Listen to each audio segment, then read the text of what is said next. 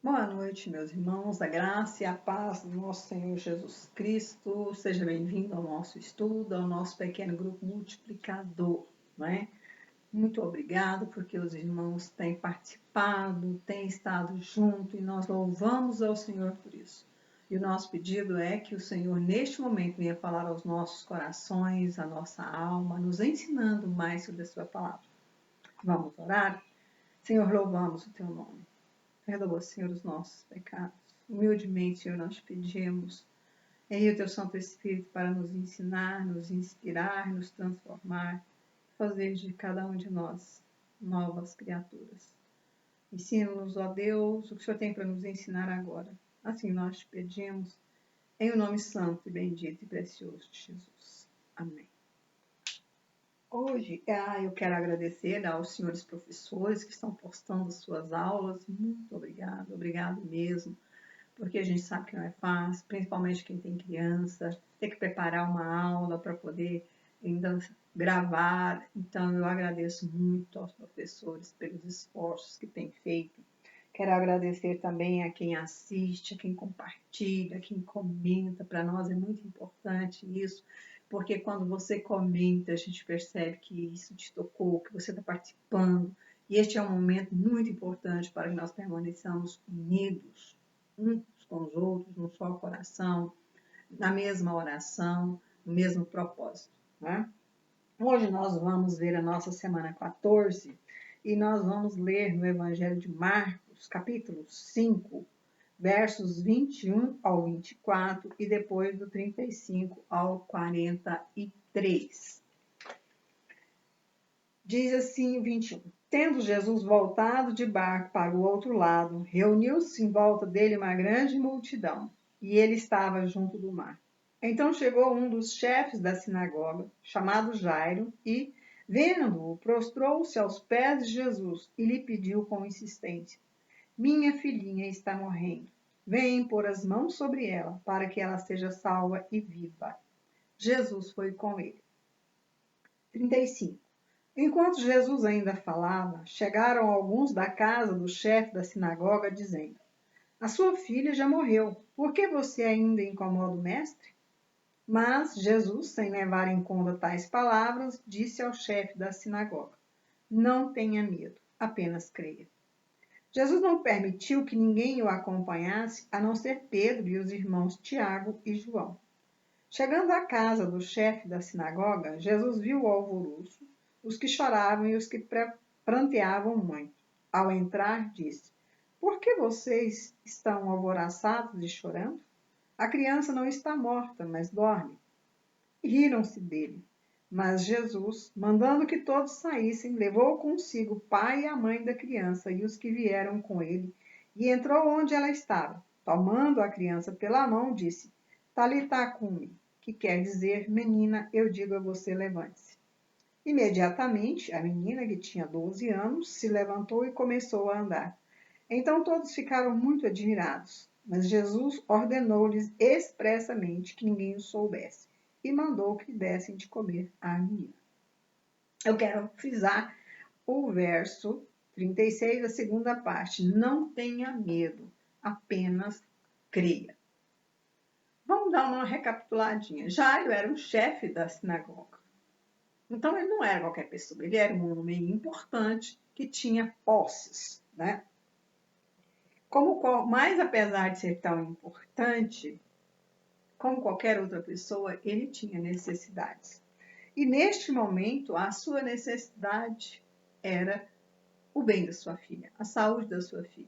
Era a menina dos seus olhos que estava muito doente e estava morrendo, né? Estava tão sério a ponto dele arriscar sua posição social, arriscar, né, perder a credibilidade que ele tinha como chefe da sinagoga, perdeu o sustento para ir buscar ajuda. Certamente ele já tinha gastado tudo o que tinha. Ele era um homem entendido da lei do Antigo Testamento. Então, ele já tinha feito tudo o que ele sabia, gastado tudo o que tinha, ido até onde ele sabia. Agora, não tinha mais recurso. Ele não sabia mais o que fazer. Mas, de repente, surge uma esperança. Jesus.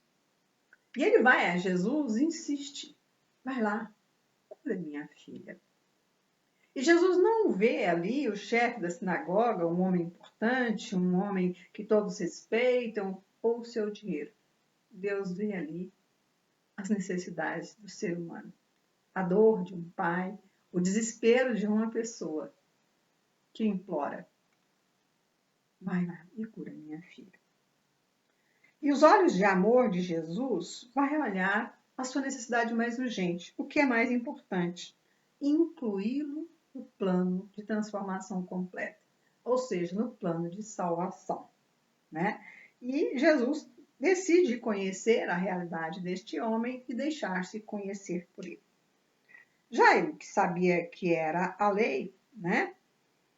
Procurou Jesus e não havia mais o que ele podia ser feito. Agora era com Jesus. No entanto, apesar de nós seguirmos o curso natural da vida, que é nascer, crescer, viver e morrer, então todos nós vamos morrer, como dizia o povo antigo, é a única certeza que a gente tem nessa vida, apesar que a gente nunca gosta de falar sobre isso.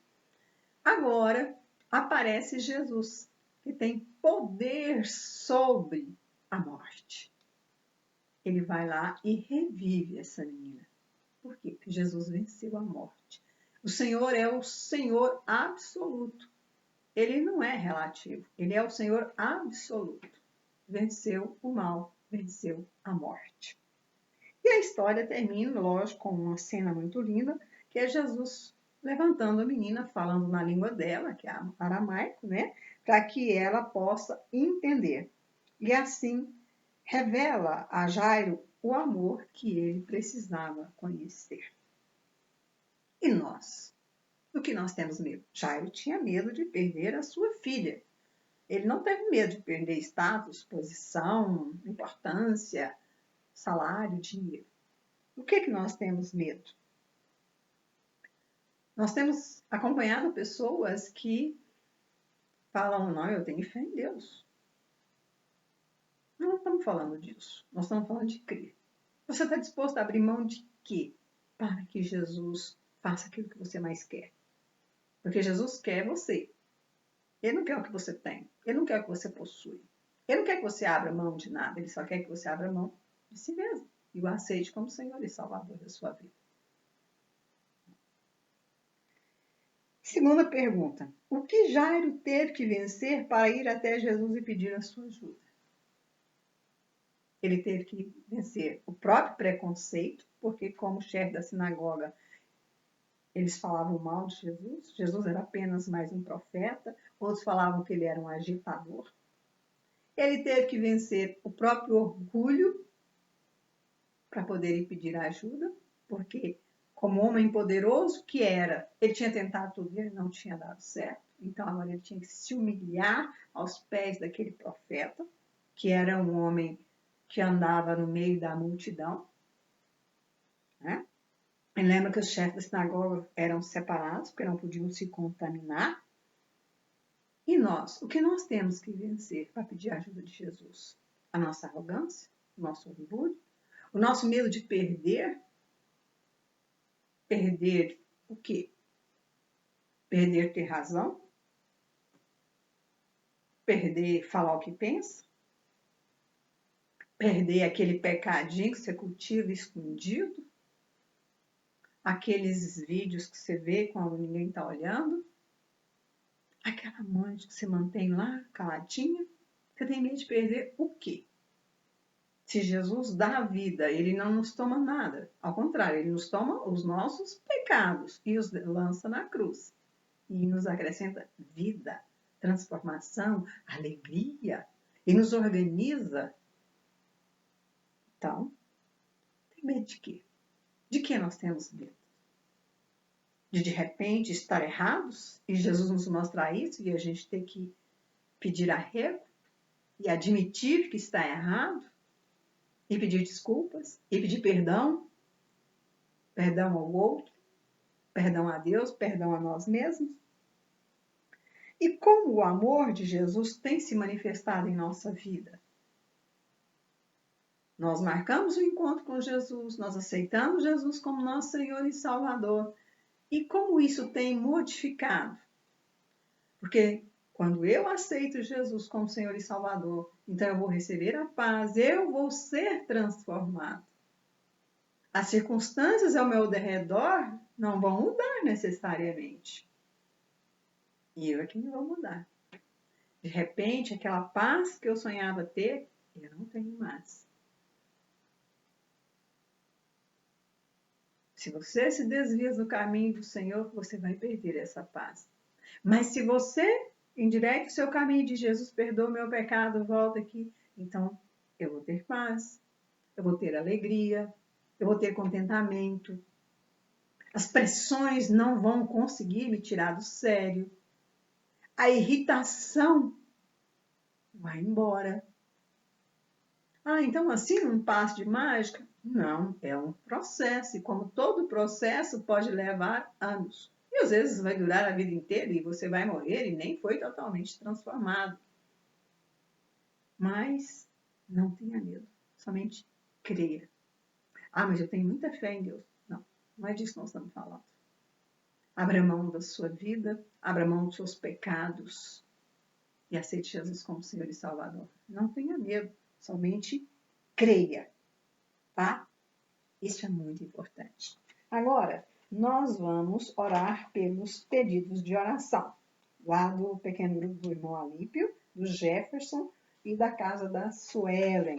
E vamos também estar orando, em especial pela dona Dica, seu Alípio, irmão José, irmã Edna, que fazem parte do grupo de risco, que são idosos. Então, vamos estar orando, pedindo ao Senhor que fortaleça a sua imunidade para que eles possam realmente estar fortalecidos e passar por toda essa pandemia sem ser contaminados. Ao contrário, que eles possam perceber o cuidado e o amor de Jesus por cada um. E por todos nós que não estamos imunes a ela, mas que o Senhor, na sua infinita graça e misericórdia, nos fortaleça e nos permita realmente sair do outro lado fortalecidos. Permanecer juntinho e poder abraçar sem medo de ser feliz. Vamos orar? Senhor, em nome de Jesus, nós clamamos ao Senhor. Perdoa, Senhor, os nossos pecados, perdoa a iniquidade do nosso coração. Ensina-nos, ó Deus, a ouvir, ó Deus, a Tua palavra, que o Santo Espírito de Deus, nós te damos liberdade para agir na nossa vida. Apresentamos diante de Ti, Senhor, irmão Alípio, irmã Dica, irmão José, irmã Edna, ó Deus, e todos os outros dos pequenos grupos, ó Deus, da casa do irmão Alípio, da casa do Jefferson, da casa da Suelen. Visita, ó Deus, cada família, Senhor amado, visita cada um, Senhor, nós te pedimos. Em nome de Jesus Cristo, ó Senhor. E todos os dias responde a oração de cada um, para que, ó Deus, em tudo e por tudo, o teu nome seja honrado e glorificado. Em nome de Jesus, ó Deus. Amém. Essa semana, eu andei entregando algumas revistas da Escola Bíblica para alguns. Se você não recebeu, me passa uma mensagem, porque aí eu vou entregar a sua, tá? Às vezes eu esqueci alguém e me perdoa, né? Falar em entregar revistas, cheguei na porta da Vânia para entregar e ela disse, não aceito receber a revista na porta. E quando nós fomos lá dentro, tinha um maravilhoso cappuccino e pão de queijo quentinho. Eita, pena que eu não podia comer muito. Mas, Vânia, fica devendo, hein? No PG ou no culto de oração, vai ter que repetir a dose, tá? Um abraço para a família e estamos orando. Vamos lembrar da nossa campanha às 22 horas, né? Todo dia, às 10 horas da noite, nós continuamos orando uns pelos outros, né? Pela igreja, pelo nosso pastor, e para que o Senhor, na sua infinita misericórdia, esteja aproveitando esse tempo e convertendo esses coraçõezinhos endurecidos aí, né? Então, vamos pedir ao Senhor pelo Charles, pelo irmão Olivo, e pelo Alfredo, para que eles possam perceber o cuidado de Deus, entender Jesus e serem tocados pelo Espírito Santo de Deus. Não vamos esquecer disso, tá? Eu quero também falar com os irmãos sobre os dízimos. Então, quem gosta de entregar o seu dízimo e, infelizmente, não tem jeito de entregar lá na igreja no seu envelopinho, você pode depositar nesta conta aqui, ó, Primeira Igreja Batista, Vila Canaã, agência 8967, conta corrente 14.22.3-6, Banco Itaú, tá? Então, você pode fazer isso e despreocupar-se que o seu dízimo vai ser usado. Ah, mas não está tendo culto, então precisa sim, porque o pastor precisa ser alimentado, alimentar sua família, então o salário dele tem que ser pago, a luz tem que ser paga, a água tem que ser paga, né? E o tempo tem que fazer a manutenção. Senão, quando nós chegarmos lá, tá tudo caindo aos pedaços e o pastor foi embora porque teve que procurar emprego. Então, vamos pensar na necessidade do outro, tá? Não vamos pensar e questionar os motivos, não. Vamos obedecer o que a Bíblia diz, ok? Eu quero agradecer aos irmãos a gentileza, a forma como eu fui recebida durante essa semana, né? A Suzani, a Vânia, a Suelen, Suzana, né? Que Deus abençoe a cada um, que a misericórdia de Deus esteja sobre todos nós, Tatiele, Leiliane, né? Todas as famílias, todas as casas, que realmente o Senhor nos abençoe. Obrigada ao Jefferson, a Atra, a Letícia, a Naime, né, por participar da entrega das verduras no projeto. Vamos orar pelo projeto, porque a tendência é que muitas crianças vão desistir, então na volta a gente não vai saber como fazer, e que Deus nos ensine a como lidar, como fazer, tá? E todos os Senhor, tu sabes, estão diante de Deus. Vamos orar, fazer a oração final?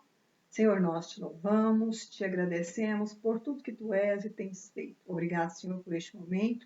Ensina-nos, ó Deus, e ó Deus, que nós possamos levar para a nossa casa, para a nossa vida, para o nosso cotidiano, ó Pai, a tua palavra, a tua transformação. Santo Espírito de Deus, ajuda-nos nas nossas fraquezas, ensina-nos a lembrar de tudo aquilo que o Senhor já tem feito, ó Pai, e nos ensine maiores coisas ainda. Assim nós te pedimos, em nome de Jesus, ó Deus. Amém. Obrigada, irmãos. Fica na graça e a paz do Senhor Jesus Cristo.